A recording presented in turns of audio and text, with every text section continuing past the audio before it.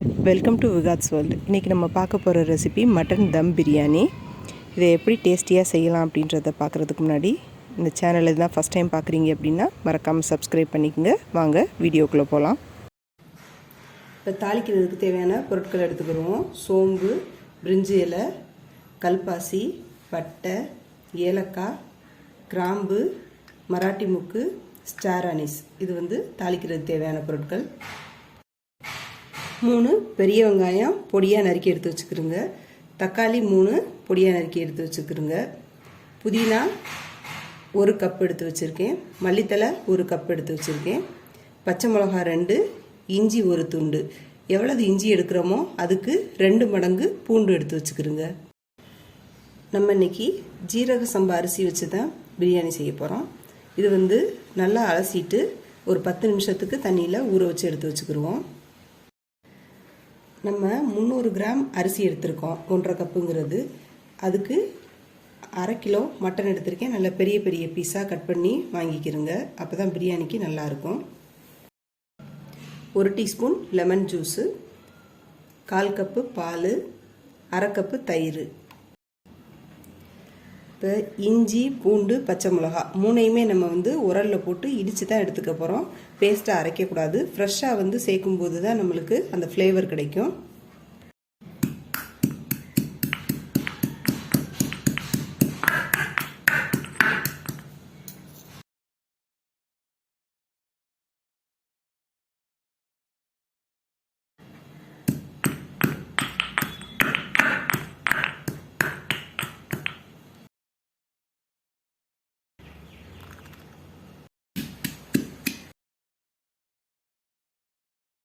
அதில் 2 பச்சை மிளகா சேர்த்து இடிச்சுக்கிடுவோம்.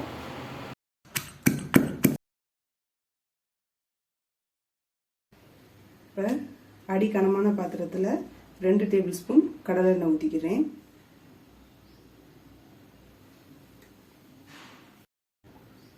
ஒரு டீஸ்பூன் நெய் ஆட் பண்ணிக்கிறோம்.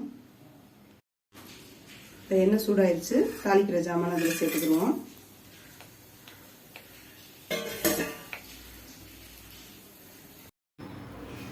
இப்போ இதில் இடித்து வச்சுருக்க இஞ்சி, பூண்டு, பச்சை மிளகா விழுதை இதில் சேர்த்துக்கிடுவோம். இஞ்சி பூண்டு நல்லா பச்சை வாசம் போயிடுச்சு. அப்போ வெங்காயத்தை சேர்த்துக்கலாம்.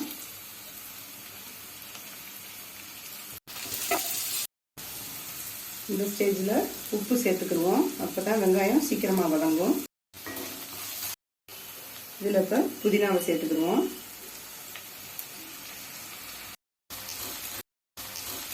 இதில் மல்லித்தலையை சேர்த்து வதக்கிக்கிறோம். நறுக்கி வச்சிருக்க தக்காளியை சேர்த்துக்கிறோம். இதை கொஞ்சம் நேரம் மூடி போட்டு மூடி வச்சுக்கிடுவோம்.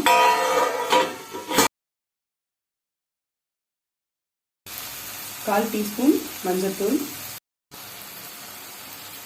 1 டேபிள் ஸ்பூன் மிளகாய்த்தூள்,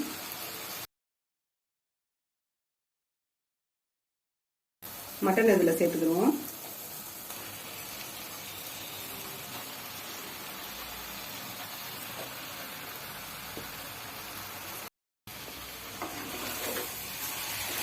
நல்லா வதக்கிக்கிறோம்.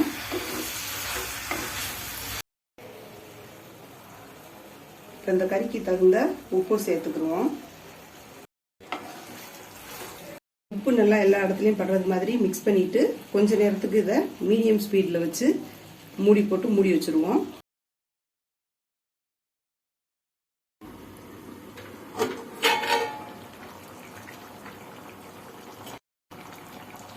நல்லா மட்டன் எவ்வளோ தண்ணி விட்டு வந்திருக்கு அப்படின்னு பாருங்கள். இதில் நம்ம எக்ஸ்ட்ரா தண்ணியெல்லாம் ஊற்றலை, அதோட ஜூஸ் தான் இது. இந்த ஸ்டேஜில் நம்ம தயிரை சேர்த்துக்கிடுவோம்.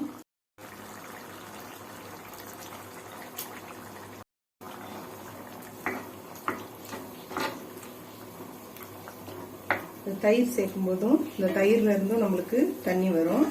இதோட அப்படியே ஒரு 20 நிமிஷம் வேகட்டும்.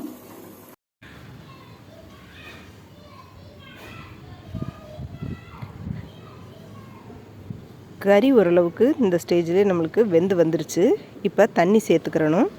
குக்கராக இருந்தால் 1 கப் அரிசிக்கு 1.25 கப் தண்ணி சேருங்க. இது ஓப்பன் பாட்டுன்றதுனால நான் 1 கப் அரிசிக்கு 2 கப் தண்ணி சேர்த்துருக்கேன். இதில் வந்து வெந்நீர் தான் சேர்க்கணும். பச்சை தண்ணி ஊற்றணும் அப்படின்னு சொன்னால் அந்த குக்கிங் வந்து ப்ராசஸ் ஸ்டாப் ஆயிரும். அதனால் நம்ம ஹாட் வாட்டர் சேர்த்துக்கிறது நல்லது. இப்போ இந்த ஸ்டேஜில் இன்னும் கொஞ்சம் உப்பு போட்டுக்கிடுவோம்.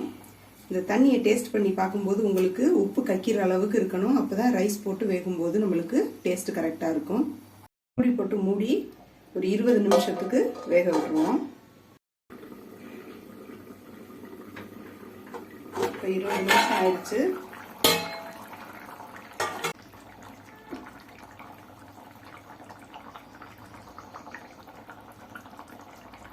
கறி வந்து ஒரு 3/4 பதத்துக்கு வந்து வெந்துடுச்சு. இப்போ இதில் பால் ஆட் பண்ணிக்கிடுவோம்.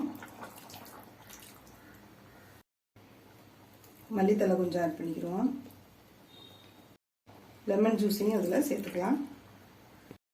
இதை நல்லா கலந்து விட்டுக்கிடுவோம். இதில் வந்து பால் சேர்க்கறது எதுக்கு அப்படின்னா, நம்ம தயிரும் எலுமிச்சம்பழம் சாரும் சேர்த்துருக்கோம் இல்லையா, அந்த 2 புளிப்பையும் சமப்படுத்துறதுக்காக தான் இதில் பால் ஆட் பண்ணுறோம். அரிசியை நல்லா கிண்டி விட்டு மூடி போட்டு மூடி வச்சு 2 நிமிஷத்துக்கு ஒரு தடவை இல்லை ஒரு 3 நிமிஷத்துக்கு ஒரு தடவை அடிக்கடி கிண்டி விட்டுக்கிறோம். கிண்டி விட்டு மூடி விட்டு அப்போதான் நம்மளுக்கு இந்த தண்ணி எல்லாம் வற்றி நல்லா அந்த அரிசியும் பேலன்ஸ் இருக்கிற அந்த கறியும் வெந்து வரும்.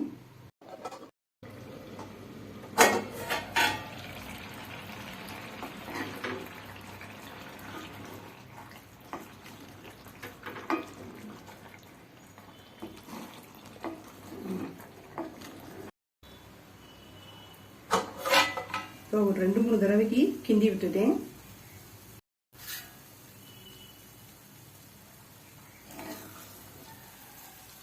இப்போ பார்த்தீங்கன்னா நம்மளுக்கு ரைஸு கறி எல்லாமே நல்லா வெந்து வந்துருச்சு.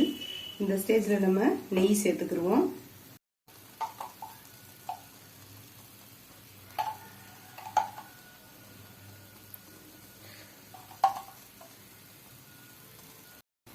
கொஞ்சம் மல்லித்தலை இதில் தூவிக்கிடுவோம். இதை எப்படியே இப்போ தம்மில் வைக்க போகிறோம். நம்ம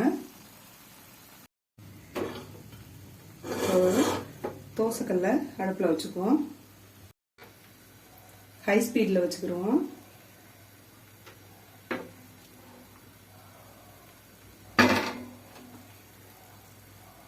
இந்த மூடியை போட்டு மூடி வெயிட் தூக்கி வச்சிருவோம். அதில்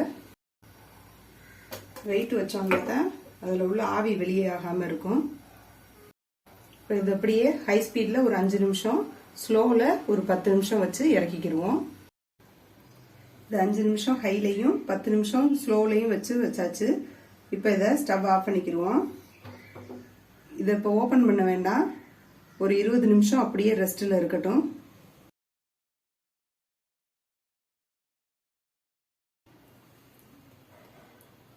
கம்மகமான பிரியாணி ரெடி ஆயிருச்சு.